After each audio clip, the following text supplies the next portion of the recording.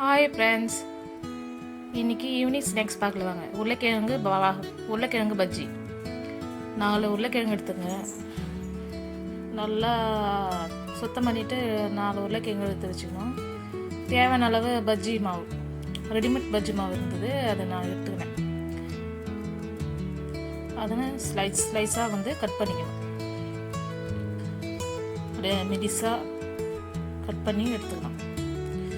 பாருங்கள் எவ்வளோ மெலிசாக இருக்குது பாருங்கள். எவ்வளோ மெலிசாக கட் பண்ணி எடுத்துகிட்டு பாருங்கள்.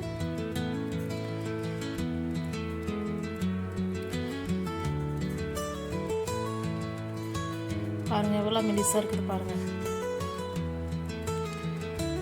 ஸ்லைஸாக கட் பண்ணி எடுத்துக்கணும்.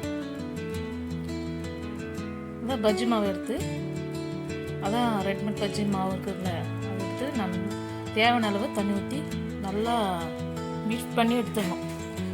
நல்லா பதத்தோடு நல்லா கலந்து எடுத்துக்கணும். கெட்டியான பதத்தை எடுத்துக்கணும். பஜ்ஜி மாவு நல்லா பீட் பண்ணி எடுக்கணும். நல்லா கலக்கி எடுத்துக்கணும்.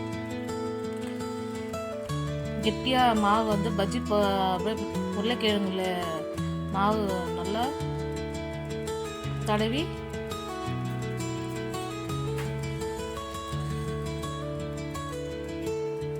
நல்லா பீட் பண்ணிக்கோங்க. இந்த கெட்டி பதம் போதும். பாருங்கள், இந்த அளவுக்கு பதமாக எடுத்துக்கணும் மாவு. நல்லா எண்ணெய் காய்ஞ்ச பிறகு நல்லா உருளைக்கிழங்கு ஸ்லைஸாக கட் பண்ணல, அதை நல்லா பஜ்ஜி மாவு நல்லா தடவி நல்லா முன்னும் பின்னும் நல்லா தடவும் நல்லா தடவி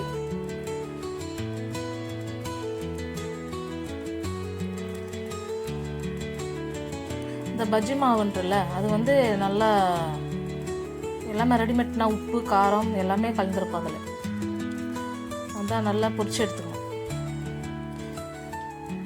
எல்லா மாவும் நல்லா ஃபீட் பண்ணி எடுத்துக்கணும்.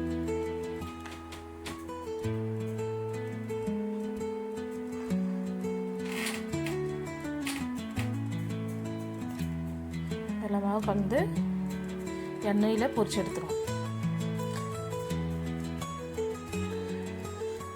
ஈவினிங் ஸ்நாக்ஸ் பசங்க ஸ்கூலுக்கு போன வந்தால் சாப்பிட்லாம்.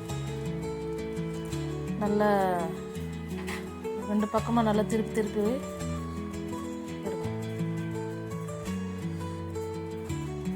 நல்லா ஃப்ரை பண்ணிவிடுங்க.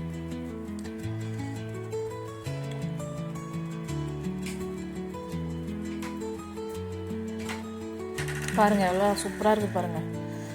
நல்லா ஃப்ரை பண்ணி எடுத்துட்டோம்னா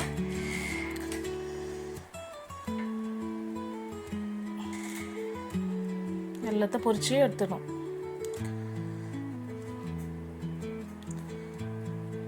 மொறுன்னு உருளைக்கிழங்கு பஜ்ஜி டேஸ்ட்டாக இருக்குங்க. இந்த பஜ்ஜி